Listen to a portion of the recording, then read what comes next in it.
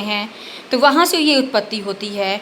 फिर बाल विवाह इसलिए होने लगा है कि बाहरी आक्रमणकारी जो तुर्क सल्तनत काल, मुग़ल काल में होने लगे हैं, तो यहाँ की बेटियों को बचाने के लिए बाल विवाह होने लगा है। विधवा पुनर्विवाह तो जो मीन्स वैदिक काल में सामान्य अवस्था में थी, लेकिन अब वैदिक काल के बाद विधवा पुनर्विवाह नहीं होने लगे हैं, उन पर रोक लगाया गया है। उसकी जगह सती प्रथा आ गया, जो बताया गया कि हर्षवर्धन काल में। उसके बाद ये बहुविवाह तो शुरू से ही चले आ रहे हैं, वो कंटिन्यू जो मुग़ल जो आते हैं, सल्तनत जो आते हैं, तो ये बहुविवाह बहुविवाह मीन्स बहुपत्नी विवाह, ये और आगे प्रचलित हो गया है। जब यहाँ ब्रिटिश आए हैं तो ईसाई मिशनरी का प्रवेश हुआ, क्रिश्चियन धर्म स्थापित हो गया है। अब भारतीय इस्लाम के साथ भारतीय क्रिश्चियन भी भारत में यहाँ बस गए हैं, भारतीय बस गए हैं, और साथ ही यहाँ पे हिंदू धर्म भी साथ साथ चले आ रहा है, अपनी अखंडता को बचाए भी चले आ रहा है। कुछ बुराइयाँ भी हैं जो संविधान के बाद उस बुराइयों को दूर करने का प्रयास किया गया, संविधान बना के उस बुराइयों को दूर करने का प्रयास किया गया। अब भारतीय संस्कृति लगभग सारी जो भी वो बुराइयां क्यों आई थी, अपने धर्म को बचाने के लिए, पर आज़ादी के बाद अब उन्हें बचाने की जरूरत नहीं पड़ी है, क्योंकि अब देश धर्मनिरपेक्ष राज्य है, जहाँ पे सब धर्मों को सद्भाव है, जहाँ नॉन टचेबिलिटी नहीं है, जहाँ सती प्रथा नहीं है, जहाँ बाल विवाह नहीं है, जहाँ विधवा पुनर्विवाह पे रोक नहीं है, जहाँ स्कूल सिस्टम को आगे बढ़ाने का परिवार को महत्व है, ज्वाइंट फैमिली यहाँ और फिर न्यूक्लियर फैमिली दोनों को बहुत मीन्स महत्वपूर्ण स्थान प्राप्त है।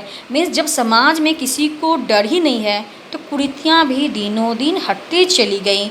और इस प्रकार जो हम आजकल देख रहे हैं कि हमारा भारतीय समाज जो है विकसित हो रहा है, नए नए साइंस टेक्नोलॉजी को अपने में ग्रहण करते गया है, अब हम ग्लोबलाइजेशन की और विश्व की ओर आगे बढ़ गए हैं, तो ये हम उत्पत्ति को आज़ादी के बाद के संविधान निर्माण तक दिखाएंगे कि कैसे भारतीय व्यवस्था बुराइयों के उन्मुख होते हुए सारे बुराइयों से फिर मुक्त होकर फिर विज्ञान तकनीकी की ओर उड़ान भरते हुए भारतीय संस्कृति चली गई।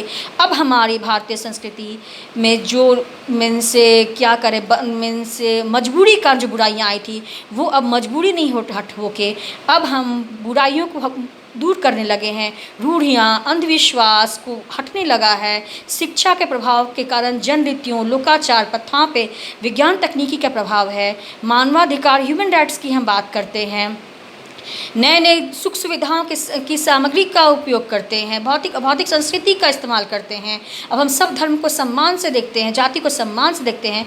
तो ये हम आज़ादी के बाद के कुछ चरणों तक कैसे सारी बुराइयों से मुक्त होंगे ये सब दिखाएंगे। तो भारतीय संस्कृति की उत्पत्ति को आपको ये द्रविड़ से आरंभ करके आधुनिक काल के प्रारंभ तक आपको दिखाना होगा कि कैसे अब सारी मजबूरी हटने के कारण भारतीय संस्कृति को अब किसी बुराई से मुक्त रखने के लिए सारे भारतीय प्रयासरत हैं। Thank you.